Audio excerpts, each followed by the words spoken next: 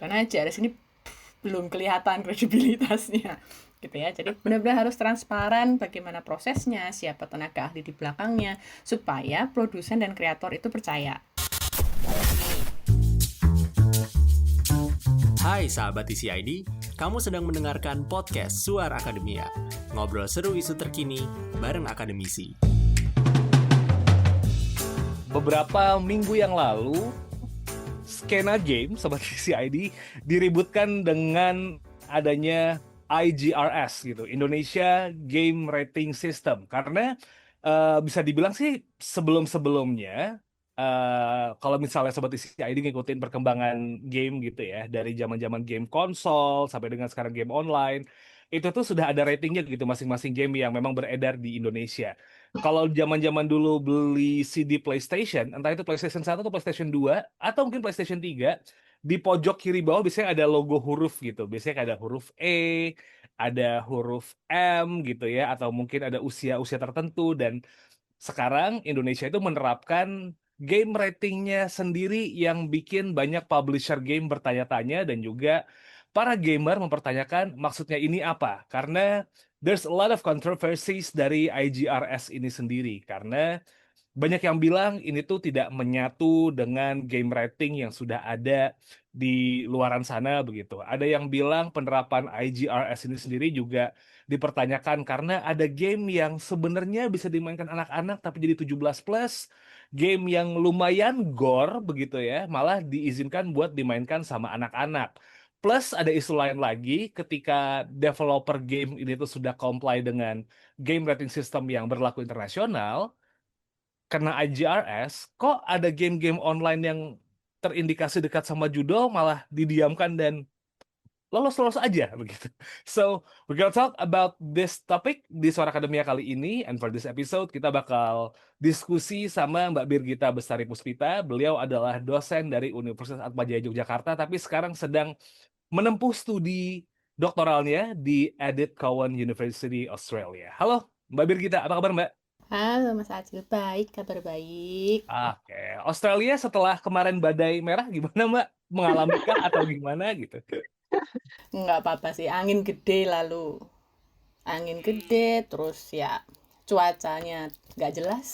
Seperti perasaan manusia pada umumnya, tidak jelas.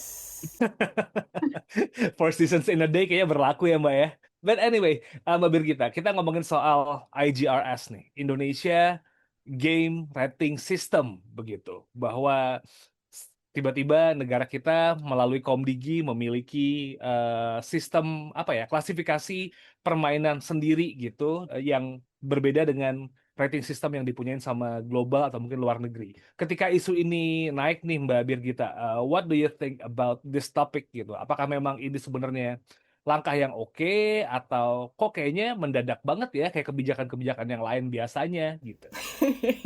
Nah, soal mendadak-mendadak ini, tapi kayaknya kalau IGRS itu apa ya, diskursusnya udah cukup lama ya, dari 2016 kan ya, cuma baru dieksekusi 2020 sekian sekarang maksudnya, lama sih. Tapi kalau melihat game rating, Indonesia itu bukan negara pertama yang punya localized gaming rating system gitu kan. Contohnya Jepang. Jepang punya, bacanya gimana tuh, Zero kali ya, CERO, yang dikeluarin sama Computer Entertainment Rating Organization. Dia punya rating yang tadinya pakai angka, jadi usia, sekarang berubah jadi A, B, C, D, dan Z ya kan. Terus ada Jerman. Jerman tuh harusnya kalau di Eropa dia bisa ikut PEGI kan, yang Pan European. Tapi enggak, Jerman punya USK, yang Unterhaltung Software Selbstkontrolle itu. Yang kebetulan kayak punya Jerman ini juga dia kolaborasi dengan IRC atau International Age Rating Coalition, yang sepertinya, bukan sepertinya sih, sudah di statement sama menteri bahwa Indonesia IGRS ini juga punya kolaborasi dengan IARC, yang mestinya, ini mestinya loh ya, secara sistem rating apa yang dilakukan sama IGRS itu tidak jauh berbeda dengan IARC, terutama untuk game-game yang sifatnya online ya, game online yang sudah berlaku global. gitu sih. Oke, jadi ini bukan yang pertama dari negara-negara lain begitu ya, karena ada beberapa Mm-mm. negara yang memang sebenarnya punya game rating system sendiri.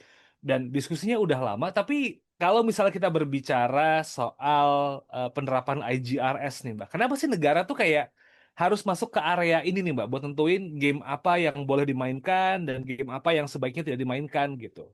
Kenapa negara harus ada di sini nih Mbak? Hmm, ini menarik ya, menarik karena eh kita mungkin berangkat dari bahwa konten media itu, kalau di studi komunikasi, konten media itu bisa mungkin bahasanya bukan mempengaruhi ya, tapi bisa mengonstruksi bagaimana orang berpikir dan bertindak. Mhm. Nah, dan kita juga tidak bisa lepas bahwa setiap negara itu punya budaya yang ingin dijaga. Nah, ini sepertinya lebih ke arah bagaimana kita mengkonservasi budaya Indonesia, gitu kan. Karena sensitivitas dan norma dan nilai yang berlaku di setiap budaya itu berbeda. Contohnya mungkin paling gampang kalau kita bicara soal seksualitas, Ya. gitu kan. Mungkin konten-konten yang berbau seksualitas walaupun non eksplisit sesama jenis, kalau di Eropa mungkin tidak akan masalah, mungkin dia akan masuk di umur-umur yang relatif remaja sudah bisa gitu. Tapi begitu Indonesia mungkin masuknya ke RC, refuse to, what is it called, refuse to certified, apa ya, Distribute. Not fit for distribution atau kayak gitulah. refuse for classification. Nah, berarti nggak bisa didistribusikan. Ini kan karena masalah value, norma. Tapi kalau kita mau bicara soal negara masuk ke ranah ini, sebelah mana sih negara yang tidak masuk gitu kan? Ya. Hal yang paling privat pun negara itu pasti masuk gitu. Itu sulit sekali dijawab. Tapi ini mungkin berlakunya sama kayak ketika negara melakukan rating untuk film. Gitu kan, sama-sama kita mengonsumsi konten media gitu kan. Hanya ini sifatnya game as an entertainment, yang bentuknya game kita bermain, satunya yang kita cuma tonton doang tanpa interaksi gitu. I see. Tapi kan global udah punya ya Mbak ya? I mean kayak bukan global punya kayak kayak ada aturan yang berlaku untuk semua dunia tapi satu yang bikin rules gitu. Tapi kalau misalnya Ya, di game kan biasanya ada um, ESRB gitu, Entertainment ya. Software Rating Board. Itu berlaku di Amerika dan Kanada, dan biasanya game-game yang dari US, karena kebanyakan developer juga dari US, itu tuh isi udah aman-aman aja. Di Eropa juga ada kayak Pan European Game Information, terus juga Jepang ada CERO ya, Computer Entertainment Rating Organizations begitu. Kenapa kesannya akhirnya kayak jadi multi-layered gitu ya? Apakah memang hanya value dari bangsanya itu aja, atau sebenarnya IGRS harusnya ngelihat ke sana gitu, Mbak? Eh, ini kan baru banget diterapkan ya. Kalau saya melihatnya, arahnya IGRS itu mirip dengan USK-nya Jerman. Jadi kan mereka memang berada di, kalau buka websitenya IARC, itu ada beberapa rating system yang memang collab sama atau kerjasama dengan IARC. Satunya ya PEGI gitu juga ada di situ, punyanya Jerman juga ada di situ, dan IGRS sudah masuk di situ. Kalau saya melihat, sepertinya sebetulnya yang game-game global itu acuannya adalah IARC, yang berarti ya mirip-mirip antara USK, PEGI. PEGI enak banget bacanya, PEGI daripada PEGI, susah ya. PEGI itu ya mirip-mirip sebetulnya. Hanya mungkin permasalahannya ada karena rating system ini kan sifatnya submission ya. Jadi kita sebagai produser game, pembuat game, kreator game, itu kita harus submit dulu, kita self-assess dulu, terus nanti baru diverifikasi kan gitu. Nah, nggak tahu nih nanti miss-nya ada di proses sebelah mana ketika ya ini masih uji coba, sama seperti uji coba pelarangan sosial media ya, jadi semuanya masih harus dilihat ke depannya. Jadi pelaksanaan justru jadi kunci gitu. Karena sebenarnya kalau Ya, rules-nya bisa betul. dilihat ya Mbak, dari yang Betul, sebelum-sebelumnya dan udah established ya. betul sekali. Oke.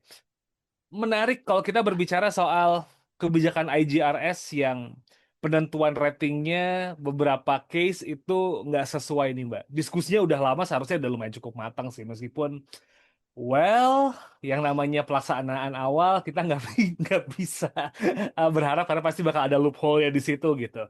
Contoh yang paling unik adalah game Upin Ipin Universe yang emang gamenya buat semua umur tiba-tiba dapat rating 18+.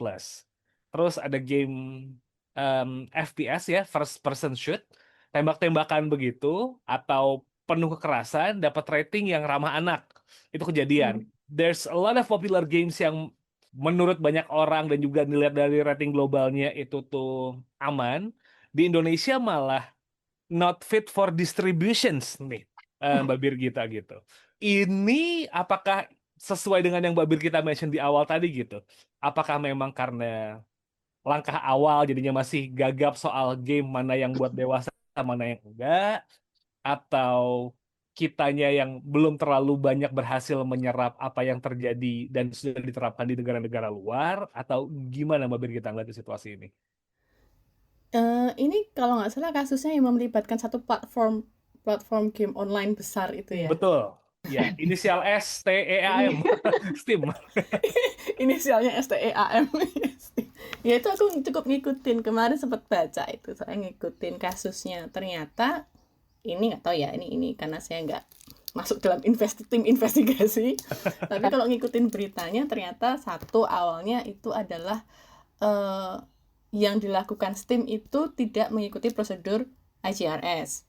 Jadi bukan yang submission terus mereka pokoknya naruh IGRS di situ, label IGRS di situ. Yang kalau diikutin berikutnya, berita 3 hari yang lalu kalau nggak salah, tim IGRS mau ketemu dengan Steam terus mau mengklarifikasi soal ini dengan catatan bahwa semua logo IGRS dan rating IGRS yang ada di Steam kemudian ditarik gitu kan. Tapi mereka sudah mengakui bahwa ini ada miskomunikasi, ada misunderstanding antara platform sama IGRS gitu.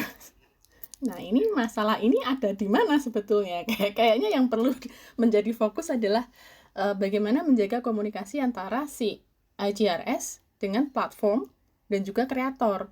Supaya mereka paham betul alurnya seperti apa, kemudian penilaiannya bagaimana atau bentuk verifikasinya seperti apa. Cuman memang saya melihat satu hal yang agak berbeda gitu ya kalau ngelihat web-web antara rating sistemnya kayak misalnya Jerman gitu atau punya Jepang dan webnya IGRS. Kalau di yang Jerman ini mereka transparan sekali, webnya itu bagus banget, transparan sekali siapa yang bekerja di balik proses rating itu. Jadi there's a face to a name gitu loh, ada namanya gitu. Orang tuh bisa ngeliat, oh orang ini toh yang menghandle rating sistemnya.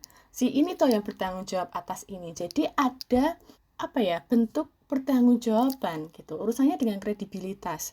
Kalau di IGRS saya cari ini siapa sih tenaga ahlinya, kan disebut tenaga ahli gitu. Itu kata kunci wajib kayaknya kalau di setiap kebijakan Indonesia itu ada tenaga ahli. Tapi tenaga ahlinya itu siapa? Gitu. Yang di Jepang itu juga ada namanya, kemudian dia ada profesor di universitas apa, dan itu menarik gitu loh. Oh, jadi kita benar paham, orang ini paham tentang hukum berhubungan dengan pelindungan anak-anak misalnya kalau yang di Jerman itu. Sehingga jelas kalau dia mau menjadi reviewer untuk game, pasti fokus dia di proteksi anak-anak.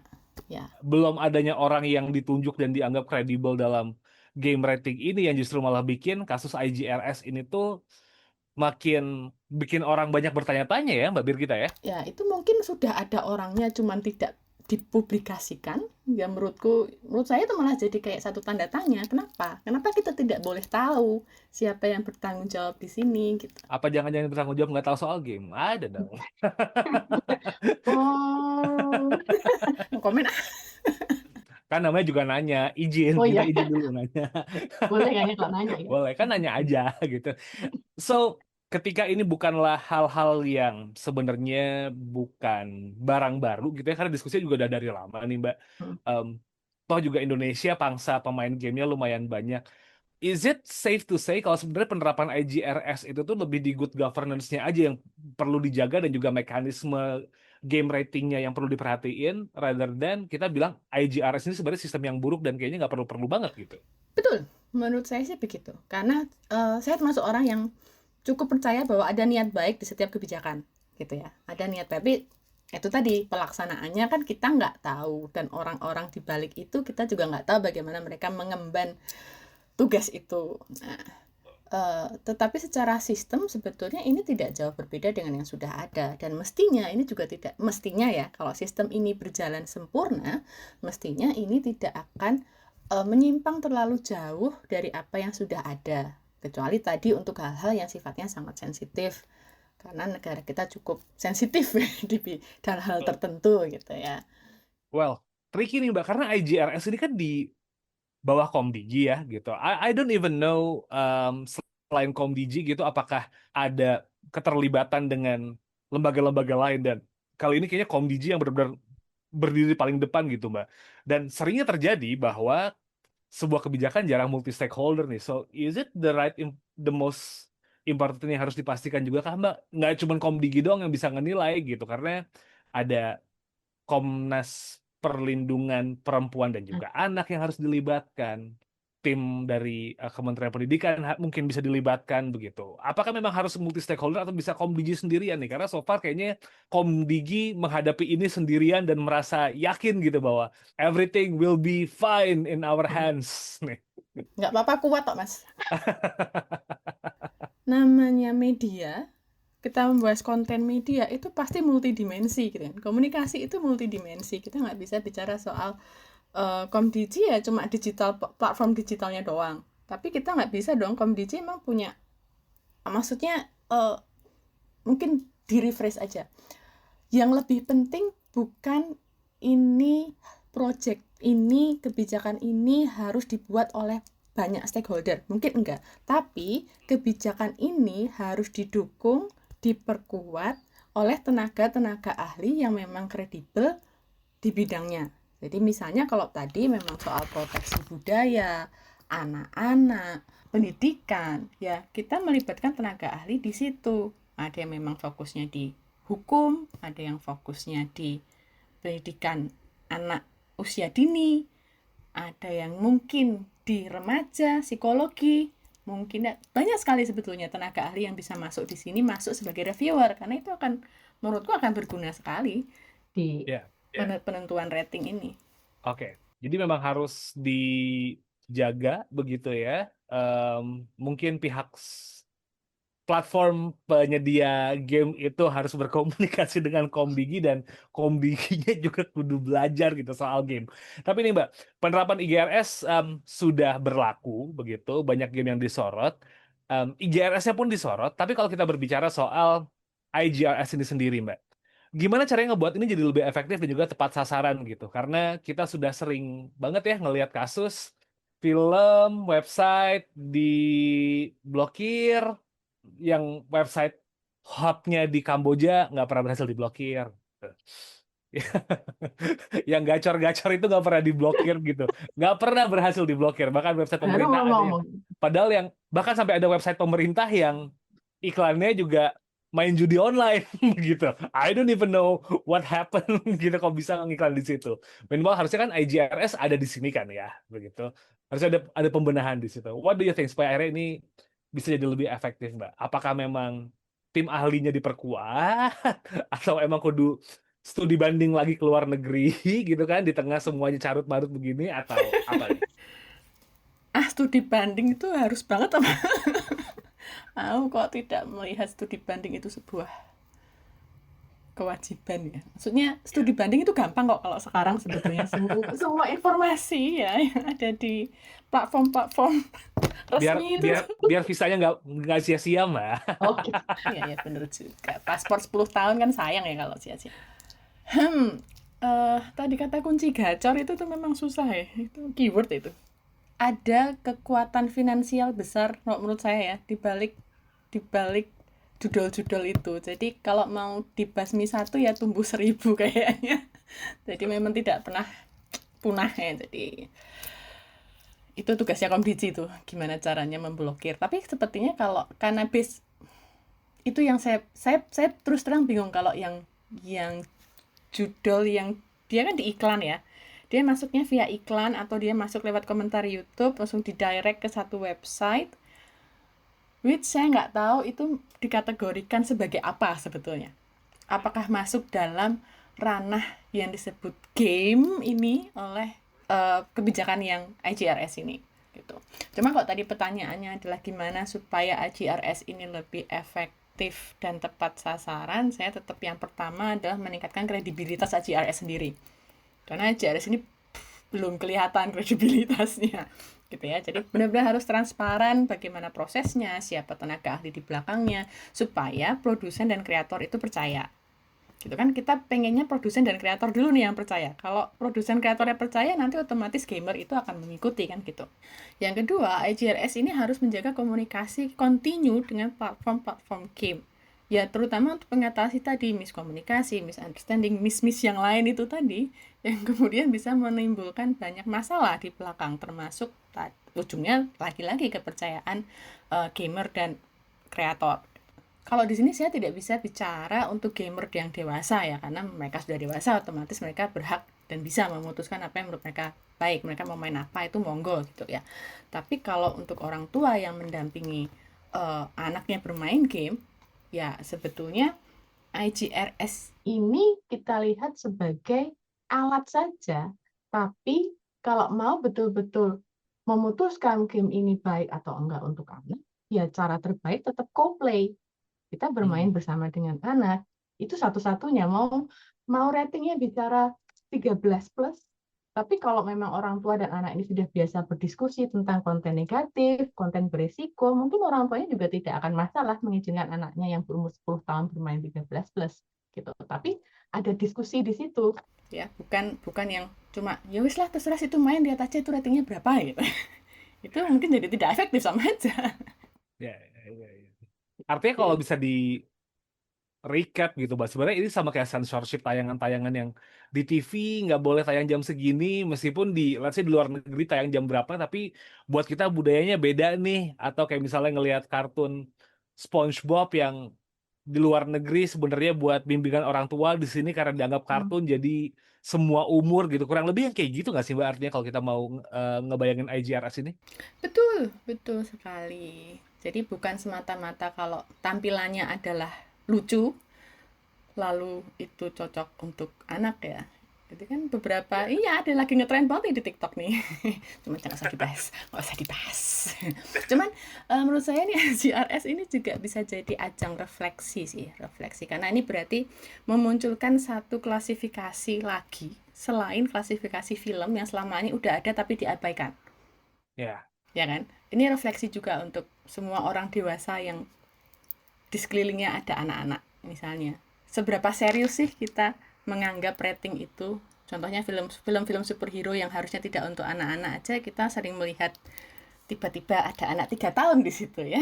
Ini refleksi sih. Jadi bagaimana kita mau menempatkan rating sistem ini secara sosial sebetulnya juga. Ya, karena if I can be honest here gitu, dari aku TK gitu, zaman konsol gamenya masih Nintendo dan juga Sega, main Mortal Kombat pede-pede aja gitu, kayak finish him. Oh itu tujuannya. Kayaknya kenapa orang pada brutal? Oh ya, mungkin kayak gitu ya Mbak ya, buat kita ya. Dengan nggak serius itu, rating itu tidak pernah dianggap serius kayaknya di Indonesia itu memang.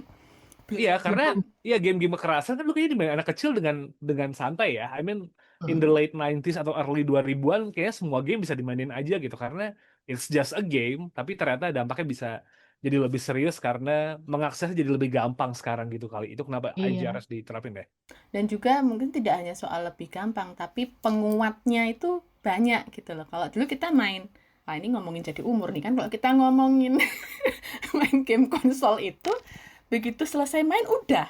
Kita tidak akan berinteraksi dengan konten yang sama kalau kecuali kita main lagi.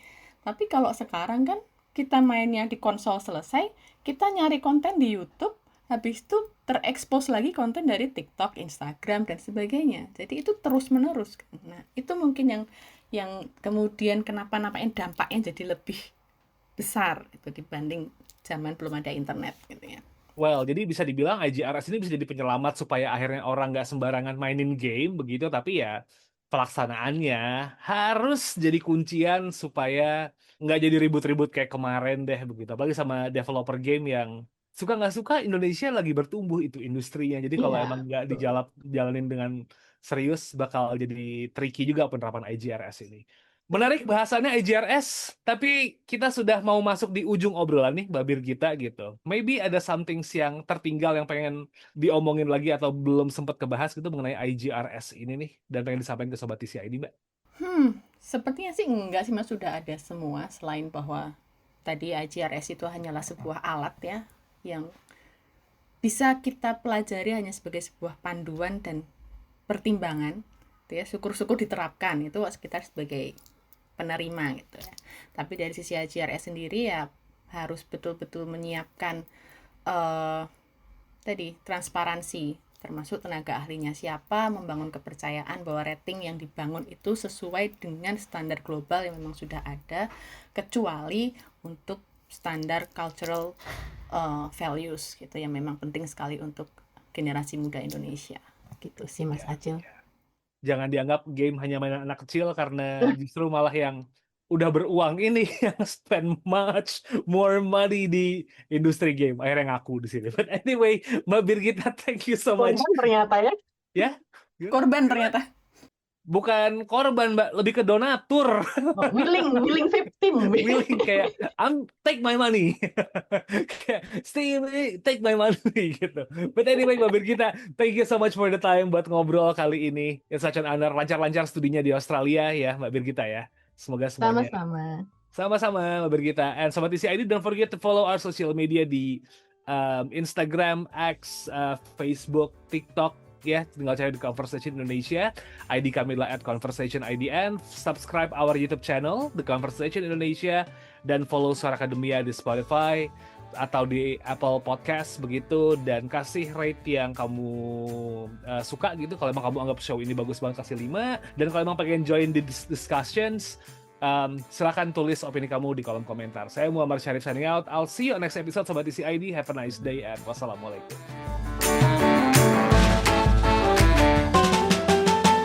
Kamu telah mendengarkan podcast Suara Akademia.